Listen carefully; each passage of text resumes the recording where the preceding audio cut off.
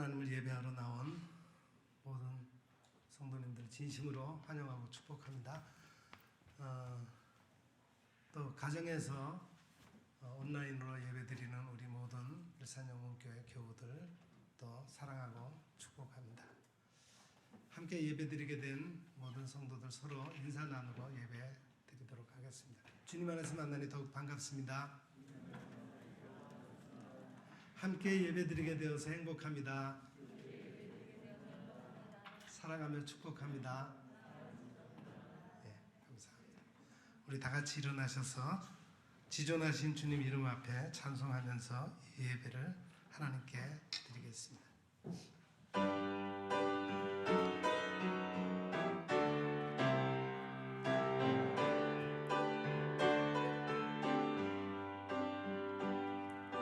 지존하신 주님 이름 앞에 모두 무릎 꿇고 다 경배해. 거룩하신 주님 보좌 앞에 엎드려 절하세. 예수는 그리스도, 예수는 주 하나님의 영으로 경배드리리.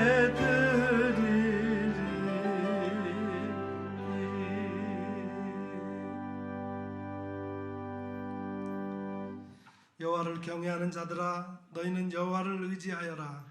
그는 너희의 도움이시요 너희의 방패시로다.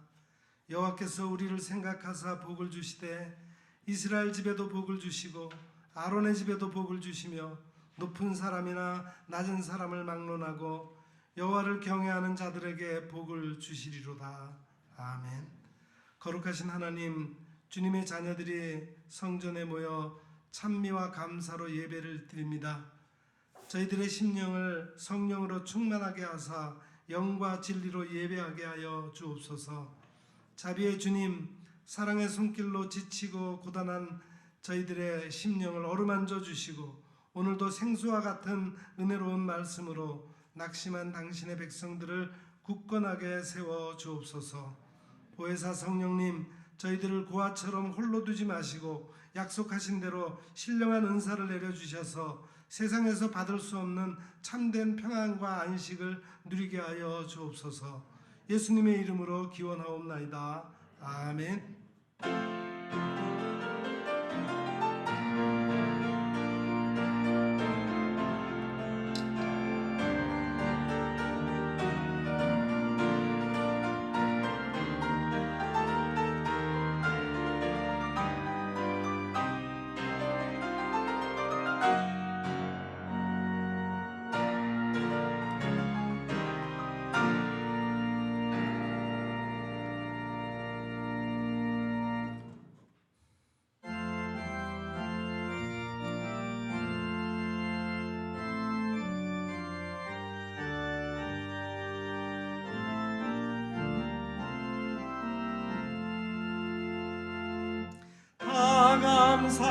감사드리세.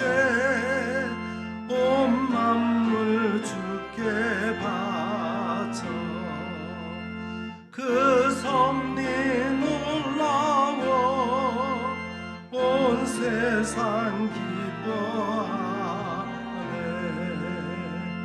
예부터 주신 복 한없는 그 사랑 선물로 주시네. 이제와 영원히 사랑의 하나님 언제나 함께 계셔. 기쁨과 평화에 복 내려 주옵소서. 몸과 맘 병들 때 은혜로 지키사 이 세상 악에서 구하여 주소서.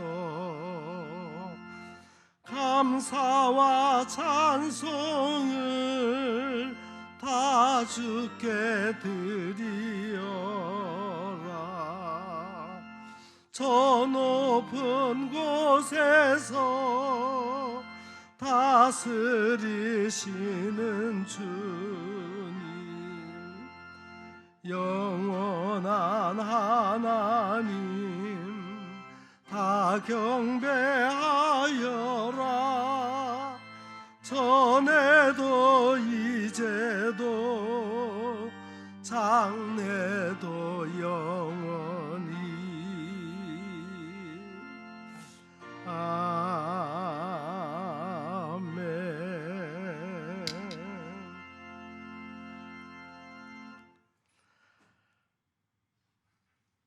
하나님은 우리의 참여하며 통회하는 마음을 기뻐 받으십니다.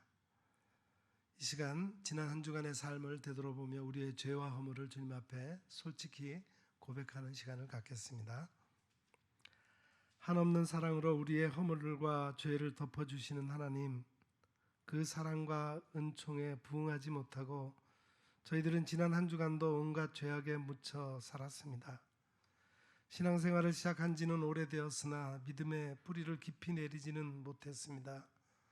매주일 하나님의 말씀을 들어 성경의 지식은 높이 쌓여가지만 그것을 생활 속에서 실천하지 못하며 살았습니다. 신앙의 연륜이 더해갈수록 심령은 완고해져서 다른 사람을 판단만 하고 있습니다. 교회 안에서도 성령님의 음성에 귀를 기울이기보다는 내 생각, 내 경험을 앞세워 고집을 부릴 때가 많았습니다. 오 사랑의 주님, 날이 갈수록 예수님을 닮기는커녕 오히려 교만하고 완악해져가는 저희들을 용서해 주옵소서. 온유와 겸손으로 주님의 발자취를 따르게 하여 주옵소서. 예수님 이름으로 이 고백의 기도를 드리오며 이제는 하나님과 나만이 알고 있는 은밀한 죄악을 내어놓고 침묵으로 이 기도를 계속 드립니다. 주님,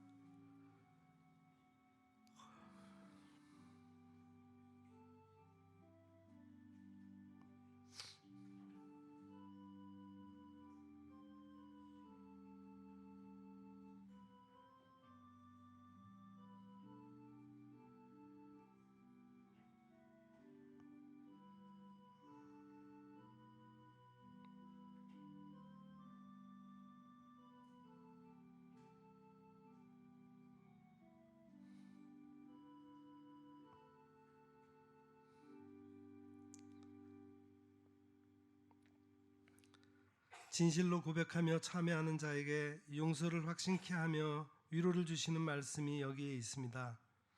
주께서는 용서하시는 하나님이시라. 은혜로우시며 긍휼히 여기시며 더디 노하시며 인자가 풍부하심으로 그들을 버리지 아니하셨나이다. 아멘. 이제는 우리가 함께 우리의 신앙을 사도신경으로 고백드리오니 나는 전능하신 아버지 하나님 천지의 창조주를 믿습니다. 나는 그의 유일하신 아들 우리 주 예수 그리스도를 믿습니다.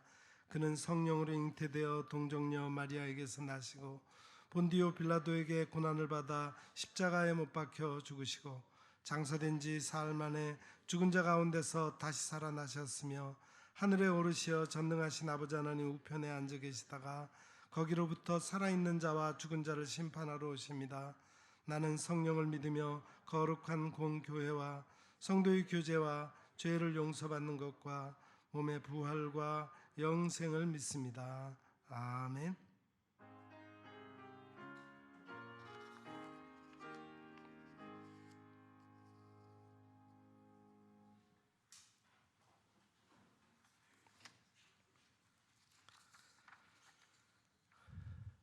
여호와께서 내 음성과 내 간구를 들으심으로 내가 그를 사랑하는도다.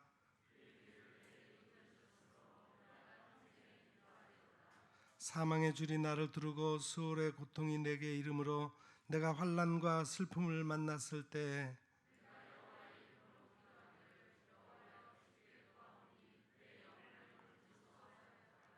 여호와는 은혜로우시며 의로우시며 우리 하나님은 긍휼이 많으시도다.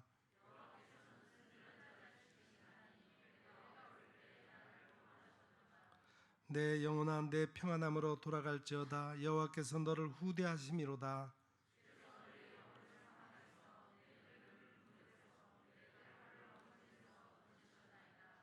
내게 주신 모든 은혜를 내가 여호와께 무엇으로 보답할까? 여호와의 모든 백성 앞에서 나는 나의 서원을 여호와께 갚으리로다.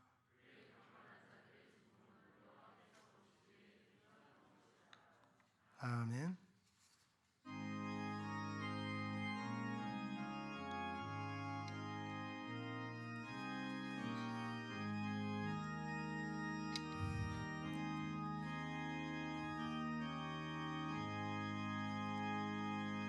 내 갈 길 멀고 밤은 깊은데 이때 신주 저 본향집을 향해 가는 길 비추소서.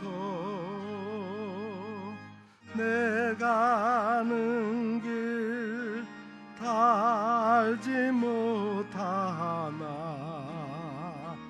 한 걸음씩 늘 인도하소서.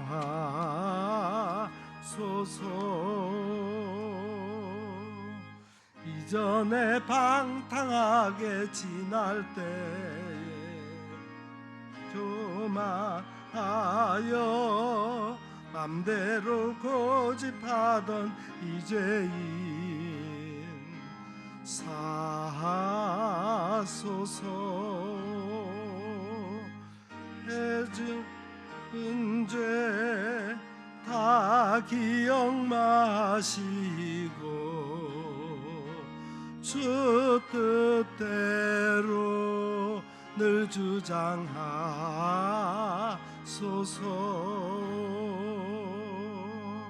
이전에 나를 인도하신 주 장래도 내 앞에 험산 줄령 때 도우소서. 밤 지나고 저 밝은 아침에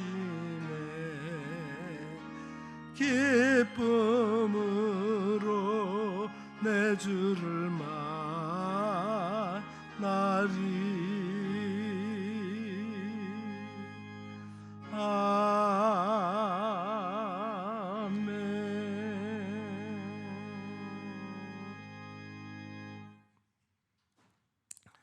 다 같이 한 마음으로 기도하겠습니다. 세계와 만물과 인간의 역사를 주장하시고 섭리하시는 전능하신 하나님, 감사와 찬송과 존귀와 영광을 드립니다. 오늘도 우리에게 거룩한 주님의 날을 허락하셔서 주님의 보좌 앞으로 나오게 하심을 감사드립니다. 이 시간 저희가 온전한 몸과 마음을 주님께 드려 신령과 진리로 예배드리기를 원합니다. 이 자리에 모인 우리에게 성령님 충만히 임재하여 주시어 저희 마음에 기쁨과 평안이 넘치게 하옵소서. 사랑의 하나님, 우리 교회를 오늘까지 인도하여 주심에 감사드립니다. 우리 교회가 이 지역의 구원선이 되게 하시고 산 위에 세워진 등대가 되게 하시며 이 사회의 썩음을 막는 소금의 역할을 다하는 교회가 되게 하옵소서. 이제 금년도 2달밖에 남지 않았습니다. 남은 기간 우리 교회가 계획하고 실행하는 모든 사역에 함께 하셔서 그 일들의 유종의 미를 거둠으로 오직 하나님의 이름만 높이게 하옵소서. 특별히 간과하옵기는 우리가 코로나19 전염병으로 모든 활동이 제한을 받고 예배마저도 자유롭게 드리지 못하고 있습니다. 하루속히 이 전염병을 소멸시켜 주옵소서. 그래서 예배와 교육과 봉사와 선교가 다시 본래의 자리를 찾아가도록 회복시켜 주옵소서. 연말까지 잃어버린 영혼 구원에 힘쓰려고 합니다. 온 성도가 천하보다 소중한 한 영혼을 귀하게 여기게 하시고 저들에게 복음을 전하여 생명 구원에 힘쓰게 하옵소서.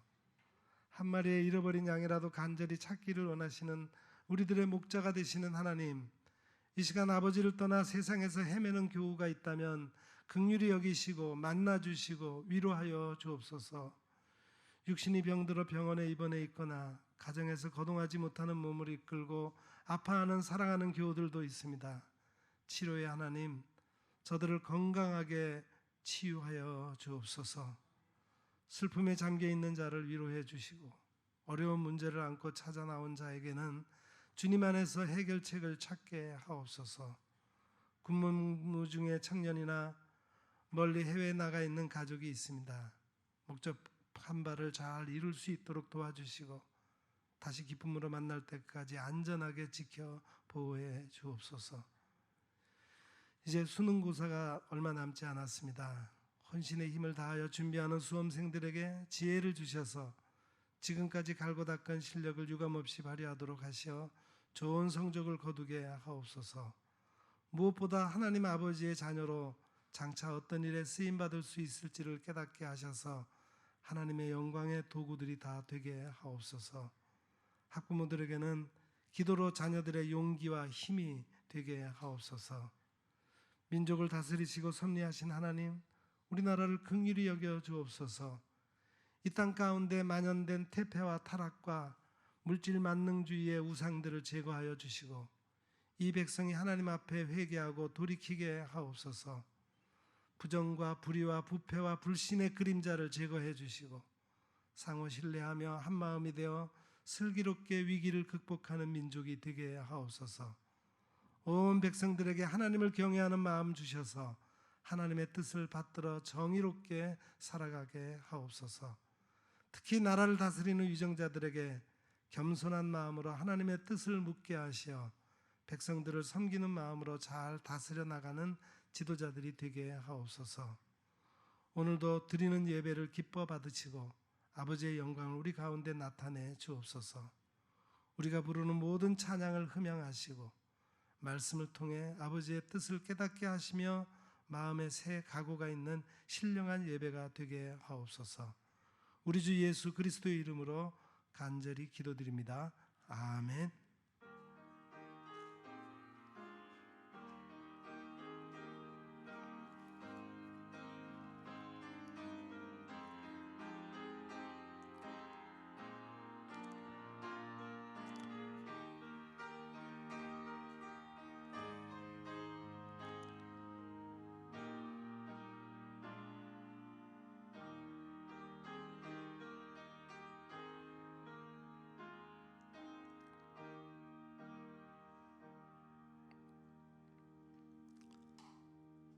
봉헌 시간입니다. 봉헌은 하나님께서 우리에게 베풀어 주신 은혜들을 헤아리면서 우리의 주신 것 중에서 가장 귀한 것으로 온 몸과 마음과 뜻과 정성을 합하여 드리는, 하나님께 드리는 예물입니다.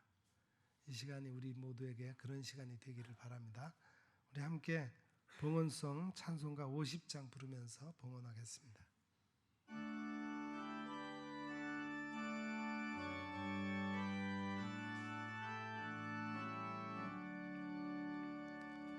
내게 있는 모든 것을 아낌없이 드리네. 사랑하고 의지하여 주만 따라 살리라. 주께 드리네, 주께 드리네. 사랑하는 구주 앞에 모두 드리네. 내게 있는 모든 것을 겸손하게 드리네.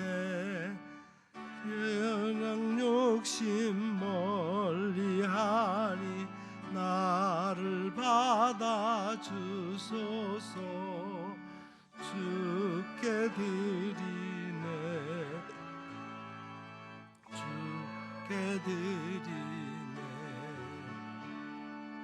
사랑하는 구주 앞에 모두 드리네. 내게 있는 모든 것을 위해 드리네.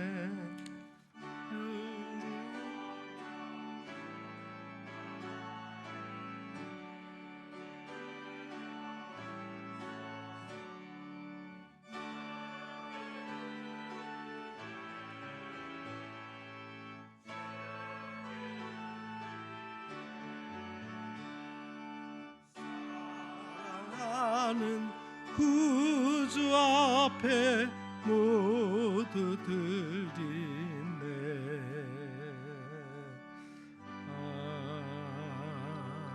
아멘.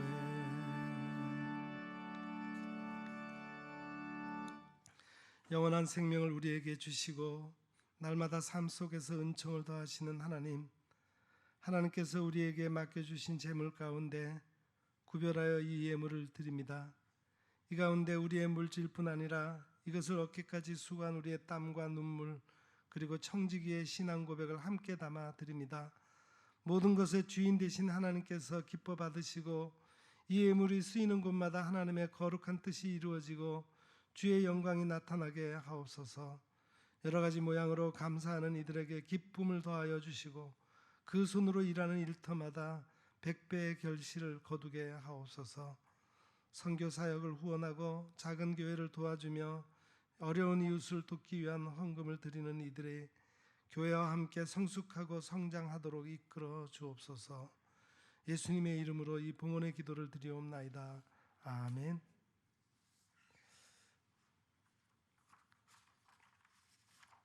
네, 교회 소식을 전하는 시간입니다.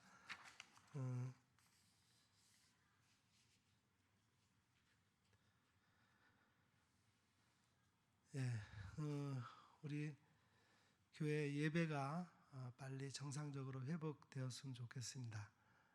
그러려면은 우리 모든 교우들이 열심히 현장 예배에 참석을 해야 됩니다. 아직까지는 완전하게 제한이 풀린 것은 아니지만 우리 교회 그 본당에 한 75명까지 예배를 드릴 수 있습니다.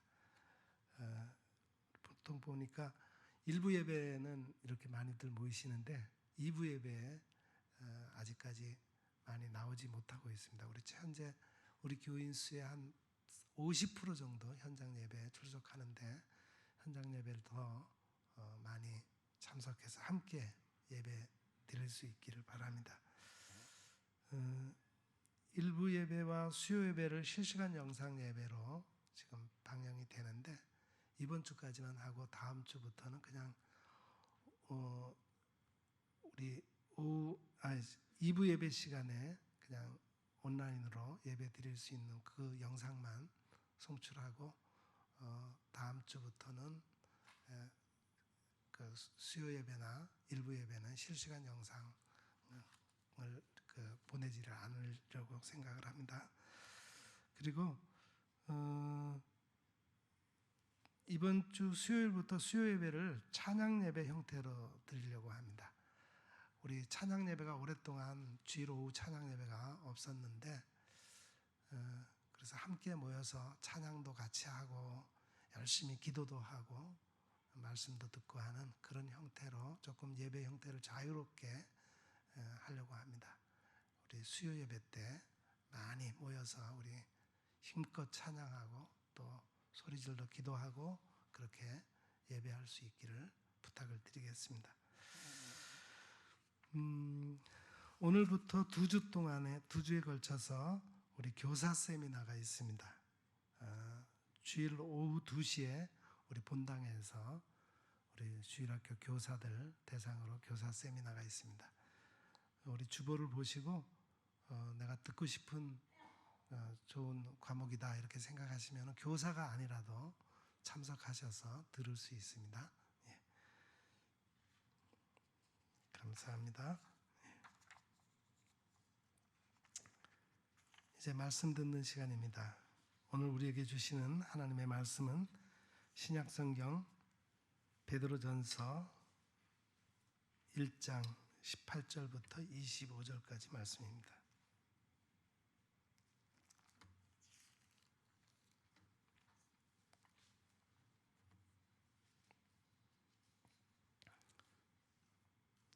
베드로전서 제1장 18절부터 25절까지 말씀 이제 제가 받들어 읽겠습니다. 너희가 알거니와 너희 조상이 물려준 헛된 행실에서 대속함을 받은 것은 은이나 금같이 없어질 것으로 된 것이 아니요 오직 흠없고 점없는 어린 양 같은 그리스도의 보배로운 피로 된 것이니라. 그는 창세전부터 미리 알린 바 되신이나 이 말세에 너희를 위하여 나타내신 바 되었으니 너희는 그를 죽은 자 가운데서 살리시고 영광을 주신 하나님을 그리스도로 말미암아 믿는 자니 너희 믿음과 소망이 하나님께 있게 하셨느니라. 너희가 진리를 순종함으로 너희 영혼을 깨끗하게 하여 거짓이 없이 형제를 사랑하기에 이르렀으니 마음으로 뜨겁게 서로 사랑하라.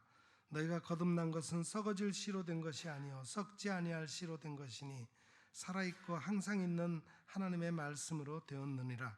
그러므로 모든 육체는 풀과 같고 그 모든 영광은 풀의 꽃과 같으니 풀은 마르고 꽃은 떨어지되 오직 주의 말씀은 세세토록 있도다 하였으니 너희에게 전한 복음이 곧 이 말씀이니라. 아멘.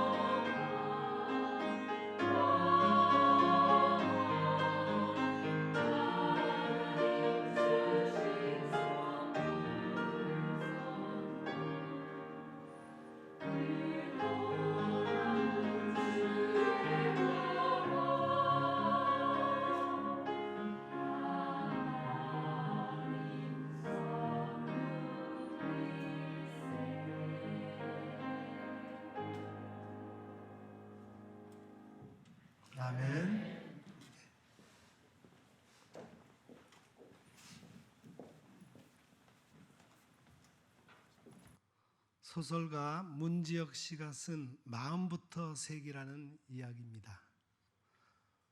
어릴 적에는 40살쯤이면 근사한 어른이 되어 있을 거라 생각했습니다. 근사한 어른이 되는 기준이 무엇일까요? 사랑하는 사람과 행복한 가정을 꾸릴 것이다. 아이는 2-3쯤에 좋은 직장, 넓은 집, 멋진 차를 가진 진짜 어른이 되어 있을 거라고. 그런데 실제로 40이 되니 영 그렇지 않았습니다. 어떤 유혹에도 흔들리지 않는 부록은커녕 나는 어린아이 같다. 병원이 싫고 반찬을 가리고 늦잠을 잔다. 일하고 있지만 정규직은 아니고 집은 당연히 내 것이 아니다. 결혼 9년 차에 어렵사리 얻은 아이는 이제 만 3살이다. 아이가 대학에 갈 때 나는 환갑을 앞둔다고 생각하면 아찔하다. 아이가 요즘 말을 배우면서 호기심이 많아서 매일 물어봅니다. 아빠가 몇 살이야? 그때마다 아빠는 41살. 그런데 아이가 아빠 나이를 잘못 이해하고 있는 것 같아서 물었습니다. 아빠가 몇 살이지? 아이가 이렇게 대답했습니다. 아빠는 41살. 아빠가 아이의 발음을 고쳐주려고 애썼습니다. 아빠는 41살이 아니고 41살이지. 따라해봐. 41살. 아이가 고개를 세차게 저으면서 아니야. 아빠는 41살이야. 그럼 너는 몇 살인데? 나는 4살. 아이가 씩 웃으면서 그러니까 아빠는 아기야. 내가 언니야. 어이가 없었지만 그것도 괜찮다 싶었습니다. 어차피 진짜 어른이 되기는 어려운 세상이니까. 인생을 절반쯤 살았는데도 어른이 될 수 없다면 새로 시작하는 것도 나쁘지 않겠지. 몸은 늙어가지만 나이 많은 새롭게 살기로 마음먹었습니다. 41살, 42살, 43살. 이렇게 내 마음이 2번째 부록에 가닿을 때쯤이면 정말로 어른이 되어 있을지 모르니까. 여러분, 여러분의 마음은 몇 살입니까? 아직도 내 마음은 청춘입니까? 나는 진짜 어른이 되었습니까? 인생에서 가장 아름다운 시기가 언제입니까? 사랑하고 사랑의 꽃을 피우는 시기가 아닐까요? 아니면은 사랑의 열매를 맺는 시기가 아닐까요? 사랑의 열매를 나누는 시기가 아닐까요? 인간의 아름다움이 어디에 있습니까? 모든 나뭇잎이 예쁜 색깔로 변하는 아름다운 계절입니다. 이런 계절에 나의 인생은 어떤 색깔로 물들어 있는지, 이 세상에 아름다운 빛을 발하고 있는지를 생각해 보게 됩니다. 과연 우리의 아름다움은 어디에 있는지요? 철학자 칼릴 지브란이 말했습니다. 아름다움은 얼굴에 있지 않고 마음 안에 있는 한 빛이다. 한 편의 영화 같은 인생을 살았던 배우 오드리 헵번이 인생 후반에 유니세프 친선 대사로 아프리카 어린이들을 도우면서 말했습니다. 어린이 한 생명을 구하는 것이 축복입니다. 어린이 100만 명을 구하는 것은 신이 주신 기회입니다. 인생 하루를 그냥 살아서는 안 됩니다. 그것은 유물론적입니다. 하루를 소중하게 여기며 살아야 합니다. 우리들은 대부분 살아있는 것이 얼마나 아름다운지 감사하지 않습니다. 표면적으로 아무 생각 없이 살아간다는 것을 깨달았습니다.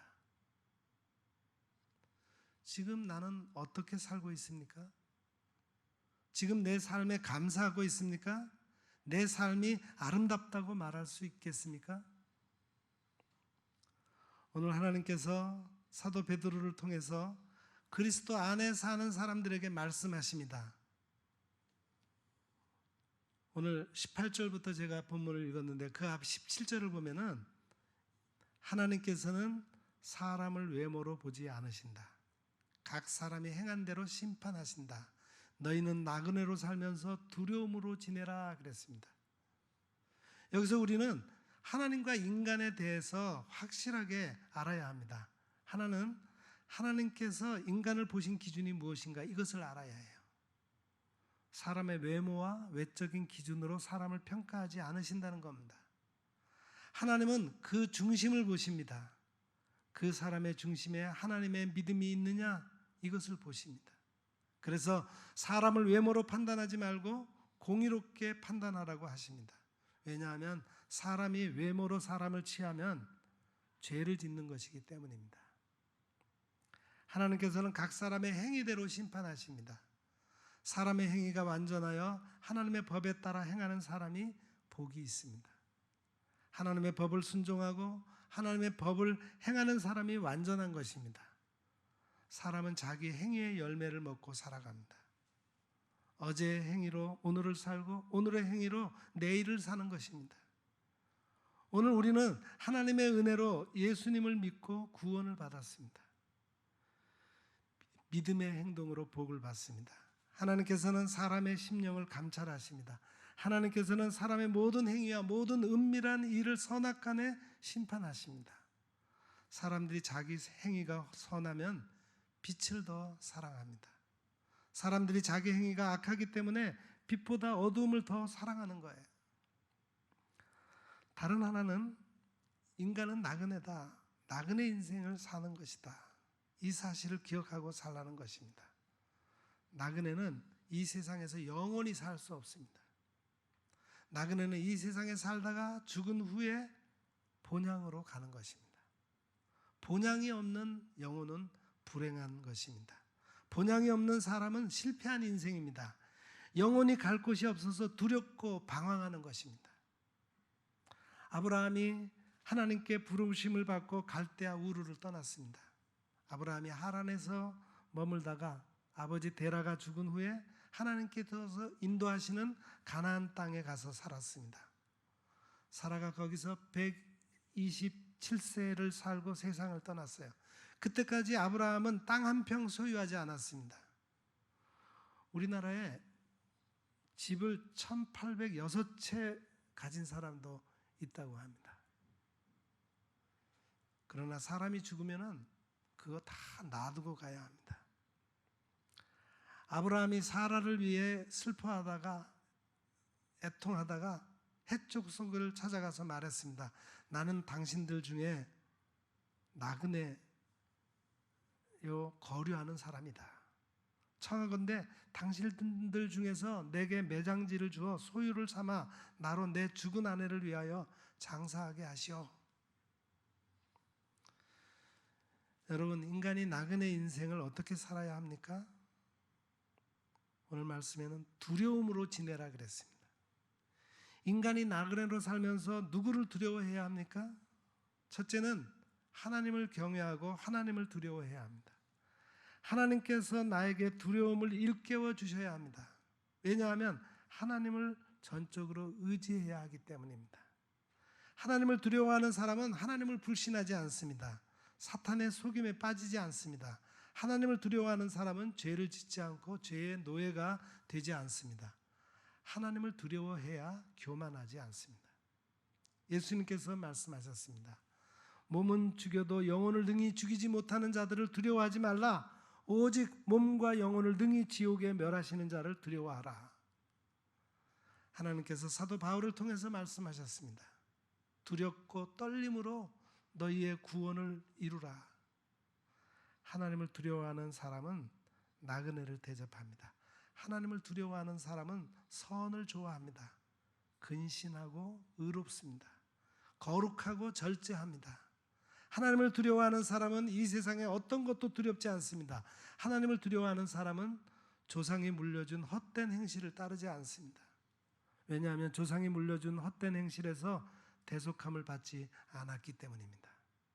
하나님께서 죄를 대속하신 것은 금과 은이 아니기 때문입니다. 오늘 본문 18절을 우리 다 같이 읽겠습니다. 18절 말씀. 너희가 알거니와 너희 조상이 물려준 헛된 행실에서 대속함을 받은 것은 은이나 금같이 없어질 것으로 된 것이 아니요 여기서 대속이라는 말은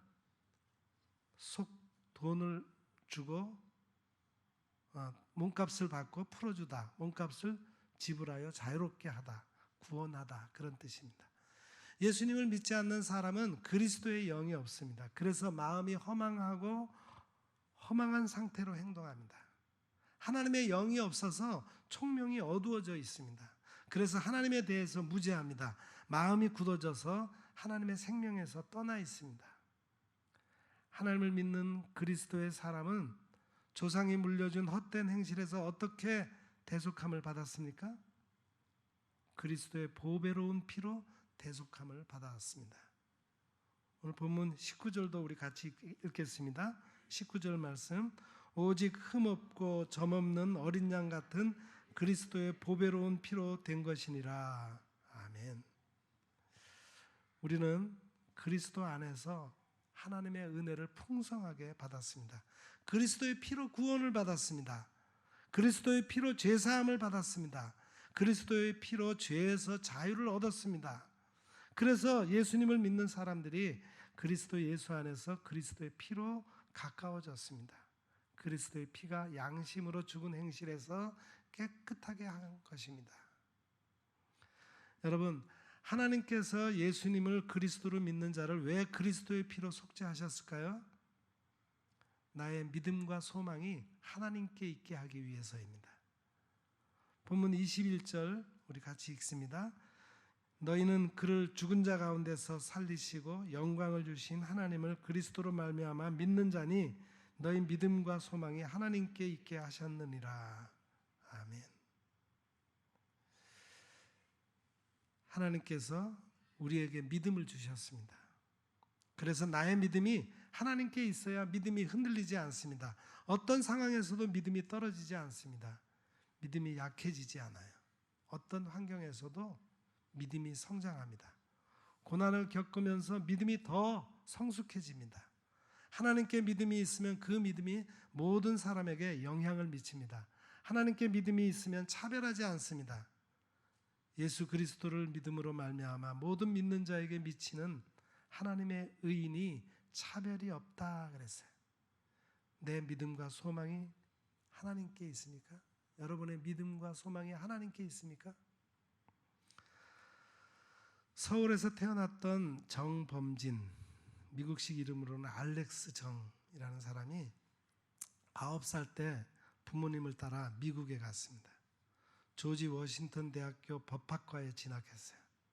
그는 키가 크고 외모도 잘생기고 만능 스포츠맨이었어요. 그래서 사람들이 부러워했습니다. 결혼을 약속한 여자도 있었습니다. 그가 25살 때 방학을 맞아서 텍사스로 이사를 갔던 부모님을 만나러 갔다가 가는 도중에 교통사고를 당했어요. 자동차가 뒤집혀서 머리를 짓눌러 목이 부러지는 중상을 입었습니다. 의식을 잃었다가 깨어나서 몸을 움직이려고 했어요. 그런데 어깨 아래로 아무 감각이 없었습니다. 손가락 하나 움직일 수가 없었습니다. 혼자서 물을 마실 수도 없는 비참한 처지가 되었어요. 조용히 죽으려고 퀸즈 한 공동묘지에 갔습니다. 거기서 무덤을 보면서 생각했어요. 저 답답한 무덤 속의 작은 관, 저 속에 누워있는 것은 무슨 의미가 있을까? 차라리 믿음을 갖고 소망을 품고 열심히 살자. 1년간 쉬었던 학업을 다시 시작했습니다. 움직일 수 없는 팔에 고리를 채워서 펜을 끼우고 끊임없이 컴퓨터를 조작하는 방법을 터득했습니다. 남들보다 몇 배 이상의 노력과 시간이 필요했어요. 10년 넘게 휠체어를 타고 살면서 하나님을 원망하기도 했습니다. 그러나 끊임없이 하나님께 기도했습니다. 현재의 고난은 장차 우리에게 나타날 영광과 좋게 비교할 수 없다. 우리가 소망으로 구원을 얻었다. 성령도 우리가 연약할 때 도우신다. 이런 말씀들을 생각하면서 하나님께 매달려 기도하며 노력했어요. 유아 세례를 받은 이후에 믿음이 없었다면 좌절을 이길 수가 없었을 겁니다. 하나님께서는 낙심하고 좌절하는 그를 다시 건져주셨습니다. 1년 후에 그는 뉴욕 검찰청에 들어갔어요. 33살에 부하검사 80명을 두는 부장검사가 되었습니다. 이것은 미국 검찰청 역사상 최연소로 부장검사가 되었고 최초가 되었습니다. 지금 내 믿음이 하나님께 있으면 고난과 절망을 영광으로 바꾸는 힘이 있습니다. 여러분, 하나님께 믿음이 있는 사람은 어떻게 살아갑니까? 하나님께서 능력으로 십자가에서 죽으셨던 예수님을 다시 일으키셔서 그리스도가 되게 하신 것을 믿습니다. 예수님을 그리스도로 믿음으로 하나님의 영광을 얻습니다. 우리는 예수님을 통해서 하나님의 영광을 보았습니다. 예수님께서 그리스도가 되셔서 화평의 복음을 전하셨습니다. 예수님이 그리스도가 되셔서 하나님의 은혜와 평강이 우리에게 있는 것입니다. 이것을 바로 알고 올바로 믿어야 합니다. 그래야 주 예수 그리스도를 통해서 하나님 안에서 즐거워합니다. 하나님의 영광을 얻은 사람은 어떻게 살아야 합니까? 하나님께 온전히 순종하며 살아야 합니다. 하나님의 말씀을 순종하면 하나님께서 약속하신 모든 복을 받습니다. 하나님께서 이사야 선지자를 통해서 말씀하십니다. 너희가 여호와를 즐겁게 순종하면 땅의 아름다운 소산을 먹을 것이다. 여러분, 우리 모두 하나님을 즐겁게 순종합시다. 미국의 사상가 벤자민 프랭클린이 말했습니다. 지금까지 살아오면서 하나님의 뜻에 순종한 만큼 나에게 행복이 있었다. 성공도 있었다. 그렇습니다. 하나님의 말씀을 믿고 하나님께 순종하는 만큼 복을 주십니다. 하나님의 말씀을 받을 때 순종하여 장래 기업을 받을 땅으로 나아갑니다. 로버트 슐러 목사님도 말했어요. 인간의 진정한 행복은 하나님께 순종을 통해서 얻는다. 하나님께 순종하는 사람이 진짜 행복한 사람입니다. 하나님께서는 그 그리스도인에게 왜 그 진리를 순종하라고 말씀하셨습니까? 그 진리를 순종함으로 영혼을 깨끗하게 하기 때문입니다. 오늘 본문 22절을 우리 또 다 같이 읽겠습니다. 22절입니다. 너희가 진리를 순종함으로 너희 영혼을 깨끗하게 하여 거짓이 없이 형제를 사랑하기에 이르렀으니 마음으로 뜨겁게 서로 사랑하라. 여기서 진리는 그 진리, 그 진리입니다. 하나님의 그 진리가 바로 하나님의 말씀입니다. 하나님의 그 진리가 바로 예수 그리스도입니다. 예수님께서는 태초의 말씀으로 하나님과 함께 계셨습니다. 그 말씀으로 계셨다가 하나님의 구원을 위해서 육신을 입고 이 세상에 오셨습니다. 그 예수님께서 말씀하십니다. 내가 곧 그 길이요 진리요 생명이다. 나로 말미암지 않고는 아버지께로 올 자가 없다. 그렇습니다. 예수님은 하나님의 은혜를 받는 통로입니다. 예수님은 구원의 유일한 그 길입니다. 하나님의 은혜와 진리가 예수 그리스도를 통해서 온 것입니다. 예수 그리스도 안에 하나님의 은혜와 진리가 충만합니다. 하나님의 그 진리에 순종한 사람은 참 빛으로 나옵니다. 하나님의 그 진리를 순종하는 사람은 그 행위가 하나님 앞에서 행하게 됩니다. 진리의 하나님을 향해 복을 구합니다. 하나님의 말씀을 순종하지 않는 사람은 넘어지게 됩니다. 여러분, 하나님의 그 진리를 순종하는 사람은 세 가지를 중요하게 여깁니다. 그리고 이 세 가지를 항상 실천합니다. 첫째는 자기 영혼을 깨끗하게 합니다. 여기서 영혼이라는 말은 호흡, 이성적이고 분별하는 영혼, 마음, 육체와 구별되는 본질을 말합니다.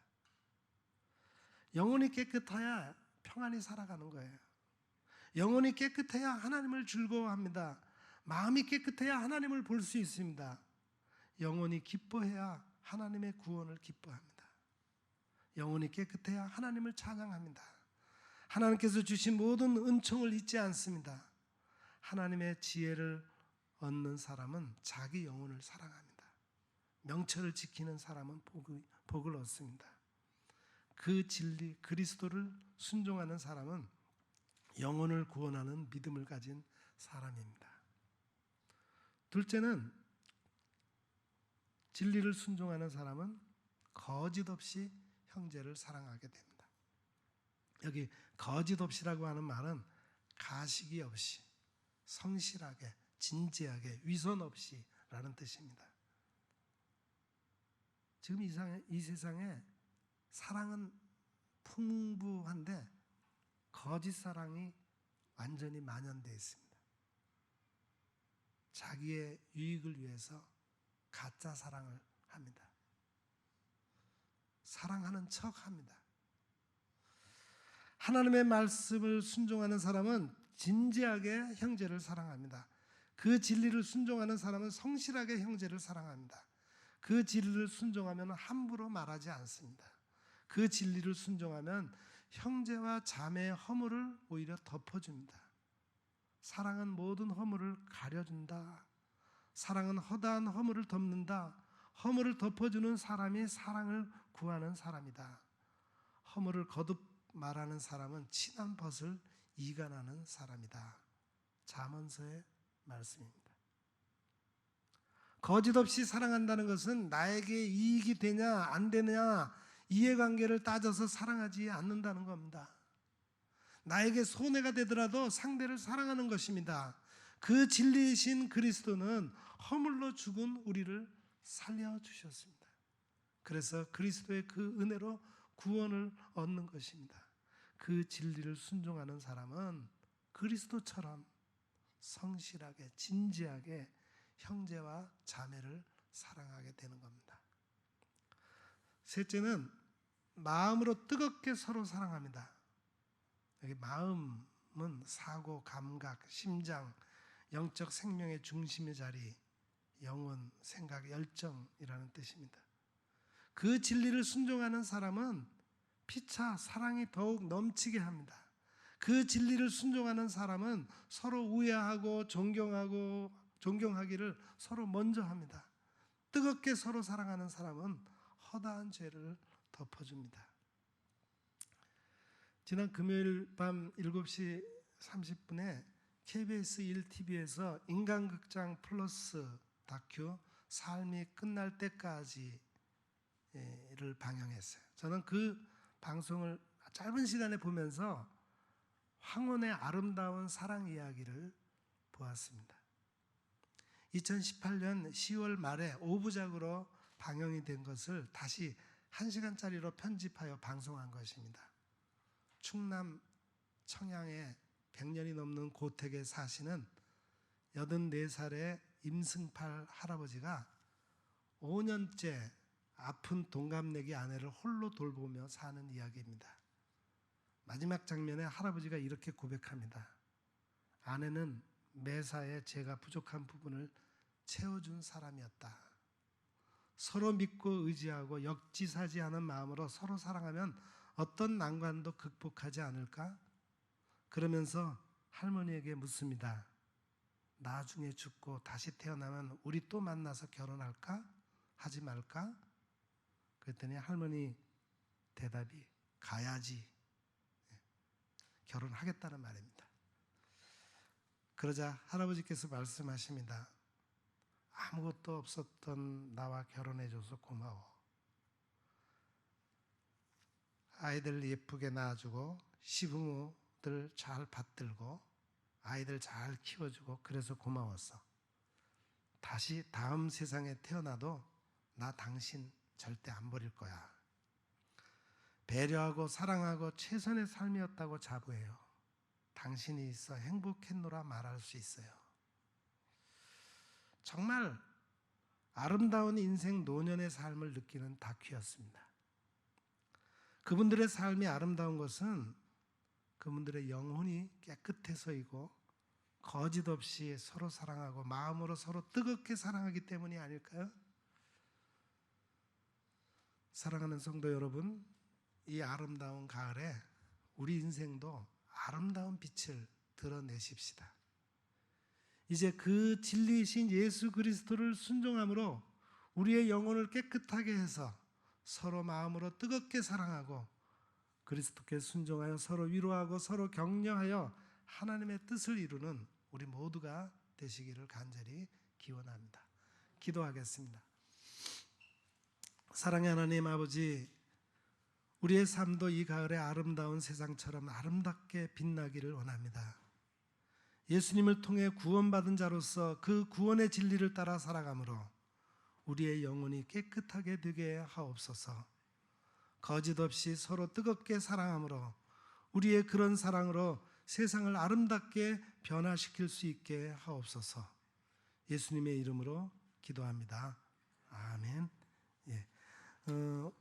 마지막 찬송 우리 같이 부른 후에 오늘은 우리 축도를 지난 화요일 날 노회에서 목사 안수를 받게 된 우리 박보빈 전도사님이 위탁의 말씀과 더불어서 축도하겠습니다.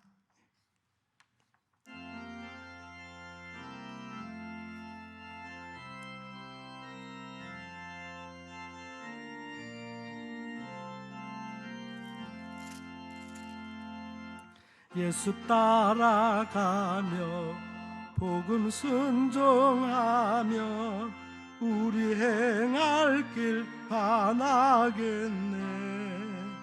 주를 의지하며 순종하는 자를 주가 늘 함께 하시리라. 의지하고 순종하는 길은 예수 안에 즐겁고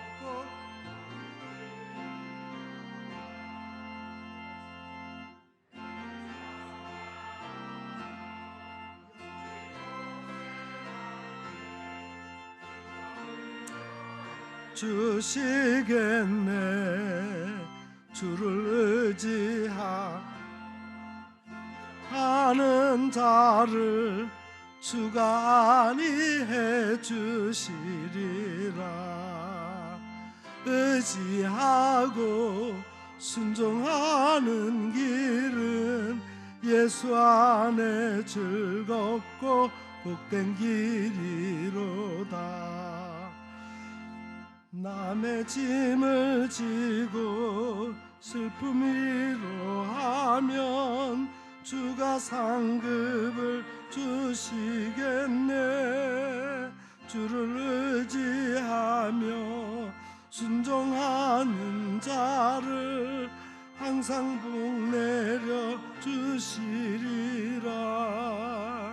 의지하고 순종하는 길을 예수 안에 즐겁고 복된 길이로다.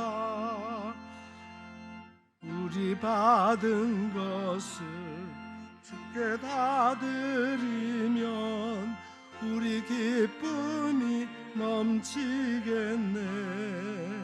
주를 의지하며 순종하는 자를 은혜 풍성케 하시리라. 의지하고 순종하는 길은 예수 안에 즐겁고 복된 길이로다. 우리 벗어 말씀 잘 배우고 돌아가세. 주를 의지하며 항상 순종하며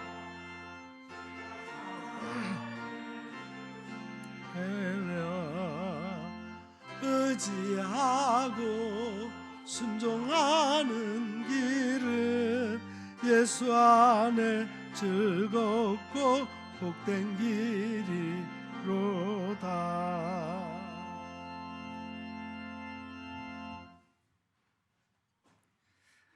위탁의 말씀 하도록 하겠습니다.